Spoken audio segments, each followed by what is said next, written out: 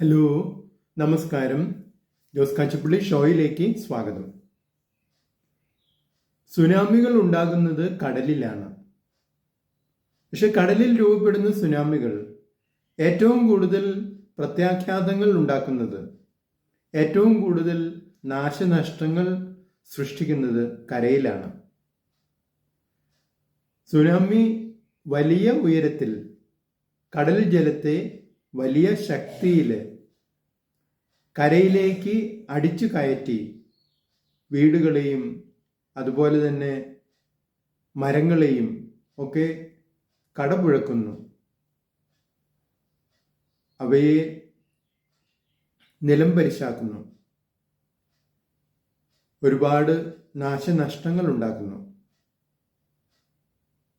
ഇതുപോലെ തന്നെ മനുഷ്യ മനസ്സിൽ രൂപം കൊള്ളുന്ന ഒരുപക്ഷെ സുനാമി പോലെ അതിശക്തമായ ഒരു പ്രതിഭാസമാണ് മനുഷ്യന്റെ കാഴ്ചപ്പാടുകൾ.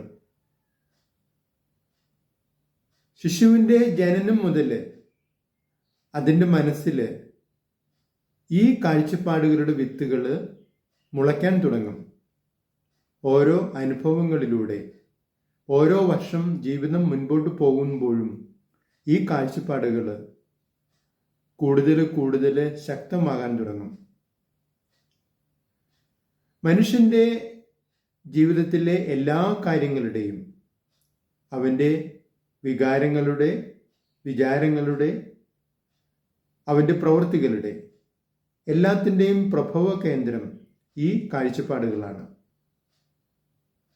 അവനെ മുൻപോട്ട് നയിക്കാനും പിൻപോട്ട് നയിക്കാനും കാഴ്ചപ്പാടുകൾക്ക് കഴിയും. അലസനാക്കാനും അതുപോലെ തന്നെ ക്രിയാശേഷിയുള്ള മനുഷ്യനാക്കാനും കാഴ്ചപ്പാടുകൾക്ക് കഴിയും. കാഴ്ചപ്പാടുകൾ രണ്ട് തരമുണ്ട്.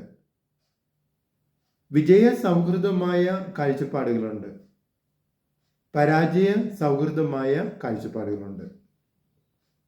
എല്ലാ മനുഷ്യർക്കും ഇതിലേതെങ്കിലും ഒരു കാഴ്ചപ്പാട് അവരുടെ വിചാരങ്ങളെയും പ്രവൃത്തികളെയും നിയന്ത്രിക്കുകയും അവയെ മുൻപോട്ട് നയിക്കുകയും ചെയ്യുന്നു.